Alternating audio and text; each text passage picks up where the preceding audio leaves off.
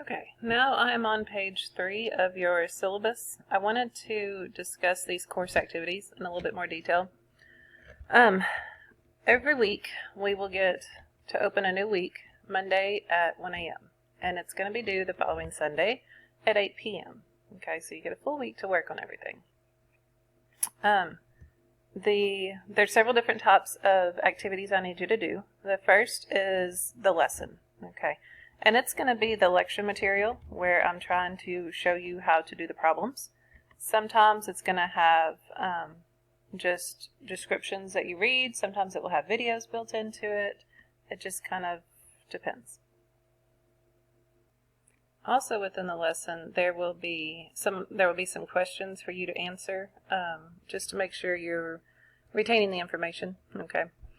You are going to be required to complete the lesson before it will open up any other assignment for the week. Okay, so make sure you get that lesson done every week.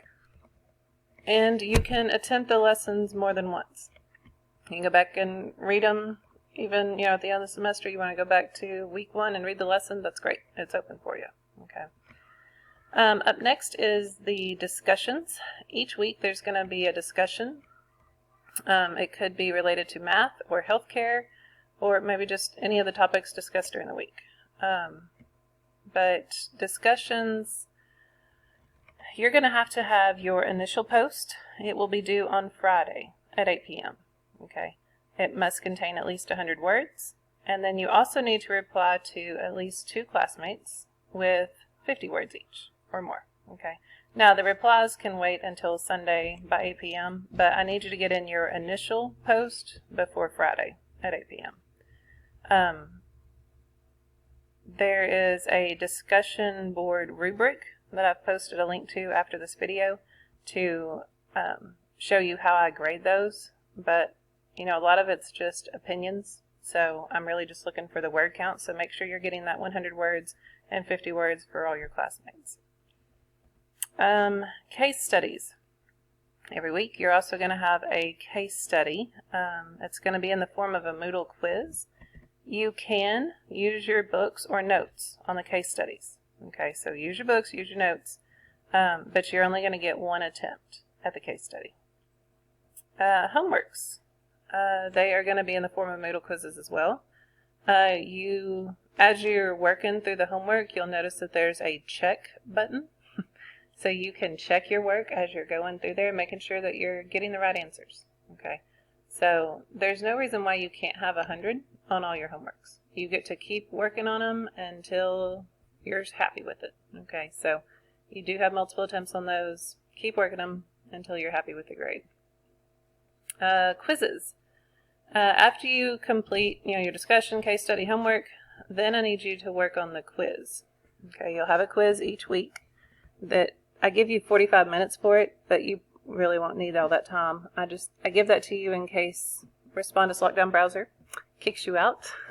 Okay, and hopefully you'll have time to find and implement Plan B to get that quiz done. So 45 minutes to take the quiz. It is going to use Respondus Lockdown Browser so that you can't hop to a different screen within your computer. Quizzes will be no notes, no book, and you can only attempt them once. Okay. Every few weeks, we're going to have a unit exam. To study for that unit exam, I don't have a review set up for you, but I do want you to go back to your old homeworks and quizzes and look through those again. Hang on, let's talk about due dates here. Every week, you'll have things due on Sunday. Discussion forums are the only thing that's not necessarily due on a Sunday. I want your initial post by Friday, and then your responses can wait till Sunday. But the homework grades instantly. However, your case studies and quizzes and exams, those won't grade and show you what you're doing, how you did on them, until after the due date. Okay? So as you complete a week's worth of assignments, we log back in on Monday to start the new week, go back to last week and look through those case studies and homeworks, quizzes, just to see if I've given you any kind of feedback on what you're missing. Okay, it's a good way for me to be able to show you what's wrong with your work.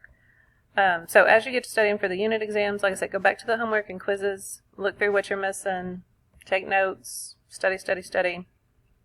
You will have 2 hours to take the unit exam, and you will be using Respondus Lockdown Browser plus a webcam. That webcam is going to videotape you as you take your exam so that I know that you're not cheating. Okay.